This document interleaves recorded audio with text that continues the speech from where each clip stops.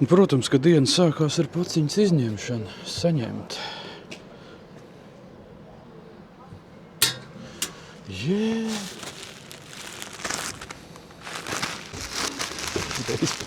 Pakosim vaļā, tur patās uz vietas. Tas te man ir atnācis no Chinatownas.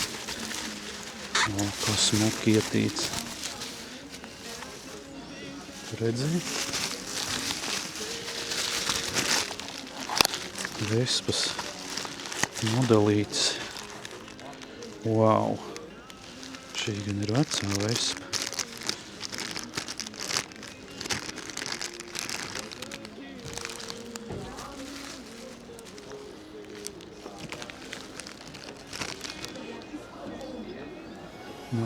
Vai nav smuki?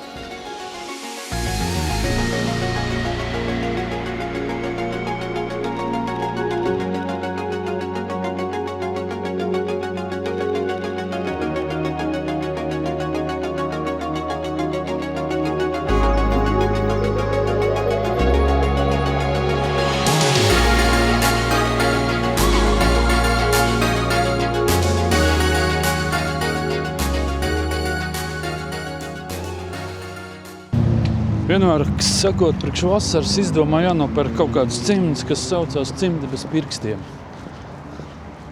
Šitāds te turismu veikals, otrais stāvs. Aiziesim pastīties. Nu ko, jaunie cimdi nopirkt?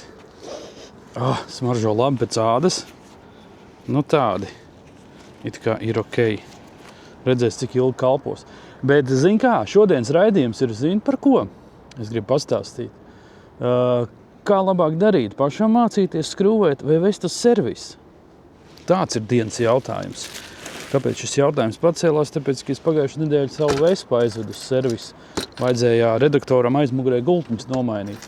Es pirms tam to biju darījis citam motorolerim, bet man īsti līdz galam nesanāca, jo nebija attiecīgi arī instrumenti, un tāpēc izvēlējos aizvest uz servisu. Bet principā es nekad, par visu savu motosezonas šo dzīvi es esmu 3 reizes vedis uz servisu, un tātad, 2 bija ļoti bēdīgas, 3 bija ok. Bet stāsts ir par to, kāpēc vajadzētu pašam mācīties skrūvēt savu braucamo. Zin kā, ir tāds teiciens, protu, māku, bet beigās sanāk viss sliktāk. Labi, ķersimies tad klāt. Un es pastāstīšu savu to redzējumu par moto skrūvēšanu vai vispār par savu tehnikas skrūvēšanu pašam mājas apstākļos. Kā jau es teicu, kopš man ir motorolers, kopš es braucu, tas ir vairāk kā 20 gadi, es esmu centies visu, ko es varu, pats sataisīt. Tie ir tādi sīkumi, varbūt, kas skaitās lielākas kaut kādas lietas, tur ir attiecīgi instrumenti vajadzīgi, un tad var sanākt, skopais maksā 2 reizes. Ir tāds teiciens, jā. Tātad, kāpēc būtu labi zināt pašam, mazliet zināšanas tajā mehānikā, visā tajā skrūvēšanā? Tātad, tu vari ietaupīt naudu, ja? Tātad, man nebija laika, man nebija arī instrumenti attiecīgi, es aizvedu servisu un nesaukšu.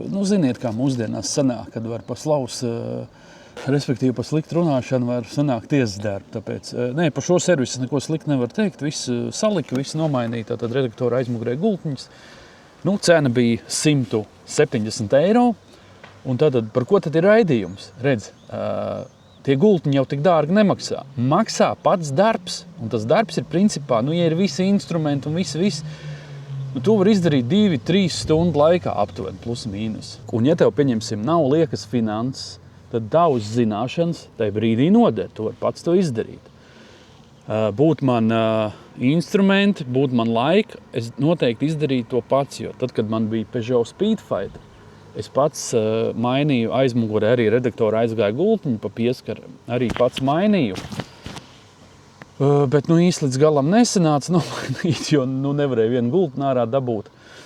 Un tad es arī aizvedu uz servisu, un tad viņi man arī tur reāli tā piečakarēja, ka tur viss ir kārtībā. Un es braucu un teku ārā gan tā redaktora eļļa, un tur arī vesels stāsts.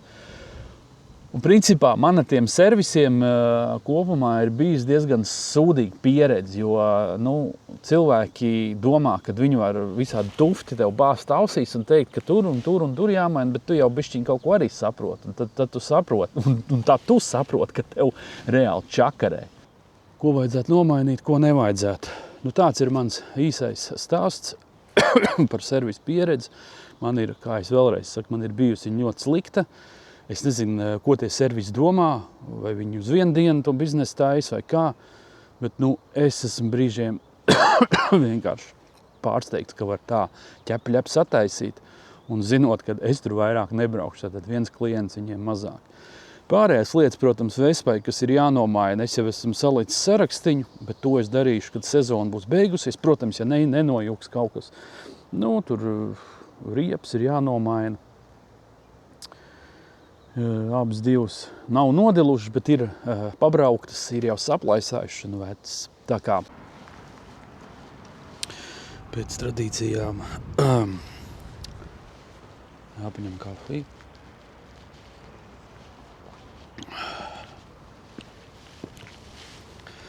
Paskaties, pirmo reizi redzu, kad pie lielveikala ir motoroleru un motocikla stāvvieta. Vai nav jauki?